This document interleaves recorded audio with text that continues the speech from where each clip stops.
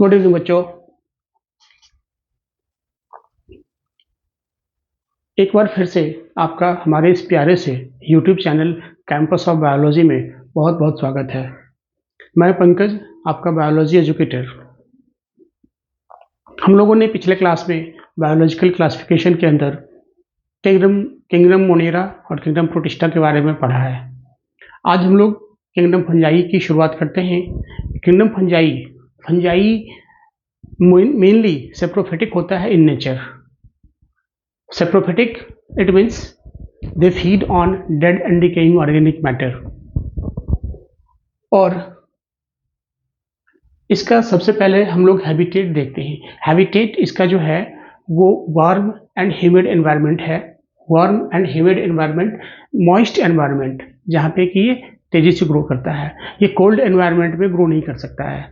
यही कारण है कि जब हम लोग फ्रिज में खाना रखते हैं तो वो काफ़ी टाइम तक सेफ रहता है और उस पर फंगल ग्रोथ नहीं हो पाता है, क्योंकि इसको ग्रो करने के लिए वार्म एंड ह्यूमिड एनवायरनमेंट चाहिए। इसके बाद हम लोग देखते हैं ये मेनली सप्रोफिटिक इन नेचर होता है, present on रॉटन fruit and moist bread. इसके अलावा इसमें डाइवर्सिटी होती है मॉर्फोलॉजिकली और हैबिटेट के रूप में भी। अलग अलग स्पीसीज इसके होते हैं। कुछ स्पीसीज से हम लोग एंटीबायोटिक ऑब्टेन करते हैं, कुछ पॉइजनस होता है, कुछ एडिबल होता है। जैसे कि mushroom is a edible fungi. Toadstool, इसका जो है टोड स्टूल वो पॉइजनस फंजाई है। Penicillium is a source of antibiotic penicillin. इसमें कुछ डिजीज कॉजिंग फंजाई भी है, इसमें कि पक्सीनिया जो कि रस्ट डिजीज कॉज करता है, एल्विगो जो कि स्मट डिजीज कॉज करता है। Rust disease and smut disease on plants. इसके अलावा इसमें एक एस्ट यूनिसेलुलर फंजाई है, जहाँ से कि ब्रेड और बियर का मैन्युफैक्चरिंग किया जाता है। एस्ट को यूज किया जाता है in manufacturing of bread and beer, यानी फर्मेंटेशन के प्रोसेस में। इसके अलावा एक और फंजाई पैरासिटिक फंजाई है जो कि व्हाइट स्पॉट और अनमस्टर्ड लीव्स कॉज करता है। इसके बाद इसका सेल स्ट्रक्चर हम लोग देखते हैं तो fungi is multicellular filamentous except. Multicellular होता है, फिलामेंटस होता है। इसका बॉडी जो है वो फिलामेंट के आकार का होता है, थ्रेड लाइक स्ट्रक्चर होता है, except yeast is a unicellular fungi. इसका जो फिलामेंट होता है, फिलामेंटस बॉडी, उसको हम लोग हाइफी कहते हैं। Hyphae is a long thread like slender या थिन स्ट्रक्चर, जिसको कि हाइफी कहा जाता है। और हाइफी, बहुत सारा हाइफी मिल करके, यानी आप कह सकते हैं network of hyphae is called mycelium. Network of hyphae is called mycelium. ये हाइफी दो तरह का होता है, टू टाइप्स ऑफ हाइफी। पहला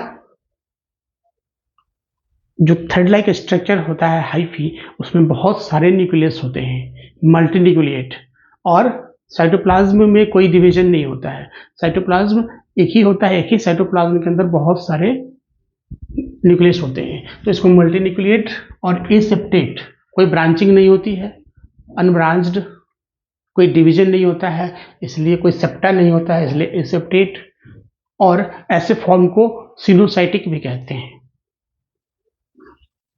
दूसरा जो फॉर्म है वो सेप्टेट, न्यूक्लियस के बीच, साइटोप्लाज्म के बीच डिवीजन होता है और साथ में ब्रांचिंग भी होती है हाइफा के बीच। हाइफा जो होता है हाइफी के बीच ब्रांचिंग भी होती है, ब्रांच्ड होता है और यूनिन्यूक्लिएट होता है। इसके अलावा एक और स्ट्रक्चर जो फंजाई में पाया जाता है वो है फ्रूटिंग बॉडीज। फ्रूटिंग बॉडीज क्या है? Fruiting bodies is a special mycelium which produce upright to produce spores.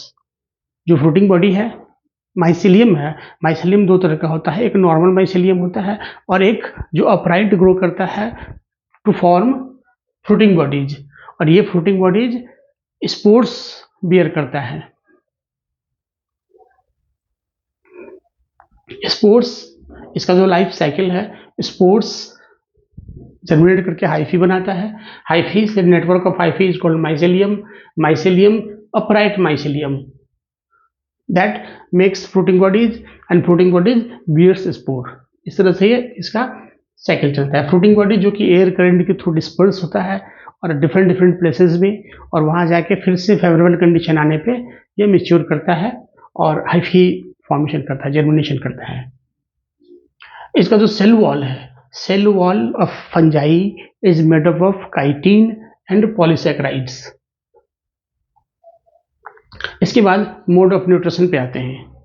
तो फंजाई में जो मोड ऑफ न्यूट्रिशन है वो 3 तरह का होता है मेनली ये सेप्रोफिटिक होता है, लेकिन कुछ पैरासिटिक भी होता है और कुछ सिम्बायोसिस के रूप में भी पाया जाता है। मेनली स्पीसीज इसका जो है वो सेप्रोफाइटिक होता है, that means they feed on dead and decaying organic matter. और इसमें जो माइसिलियम होता है, सेप्रोफाइटिक फंजाई में जो माइसिलियम होता है वो डाइजेस्टिव एंजाइम सीक्रेट करता है जो कि outside of the body substrate को डाइजेस्ट करता है और सॉल्युबल फॉर्म में ऑर्गेनिक मैटर को एब्जॉर्ब करता है। इसके बाद जो पैरासिटिक नेचर का होता है, पैरासिटिक नेचर का डिजीज कॉज करता है both in animal and plants, जिसमें कि प्लांट्स में खास करके रस्ट एंड स्पॉट डिजीज काफ़ी इंपॉर्टेंट है। इसके बाद सिम्बायोंट्स के रूप में भी रहता है कुछ फंजाई। सिम्बायोसिस या सिम्बायोटिक रिलेशनशिप में एल्गी के साथ, एल्गी और फंजाई के सिम्बायोटिक रिलेशनशिप को हम लोग लाइकेन कहते हैं, लाइकेन, जिसमें कि एल्गी और फंजाई दोनों एक दूसरे से बेनिफिटेड होता है। एल्गी जो कि फोटोसिंथेटिक है वो फोटोसिंथेसिस करता है और फंजाई को न्यूट्रिशन प्रोवाइड करता है, जबकि जो फंजाई है वो चूंकि सेल वॉल इसका काइटिन का बना होता है, ये एल्गी को शेल्टर प्रोवाइड करता है। इसके साथ एक और सिम्बायोटिक रिलेशनशिप है हायर प्लांट्स के रूट में जो फंजाई रहता है माइकोरेजा के रूप में। तो ये तो रही कुछ बातें फंजाई के बारे में। इसके बाद हम लोग नेक्स्ट वीडियो में इसका मोड ऑफ रिप्रोडक्शन देखेंगे और इसका अलग अलग क्लास के बारे में देखेंगे, जिसमें कि फाइकोमाइसिटीज, बेसिडियोमाइसिटीज, एस्कोमाइसिटीज एक्सेट्रा। और साथ में हम लोग स्पोर्ट्स के टाइप के बारे में भी पढ़ेंगे, टाइप्स ऑफ स्पोर्ट्स। तब तक के लिए ऑल द बेस्ट।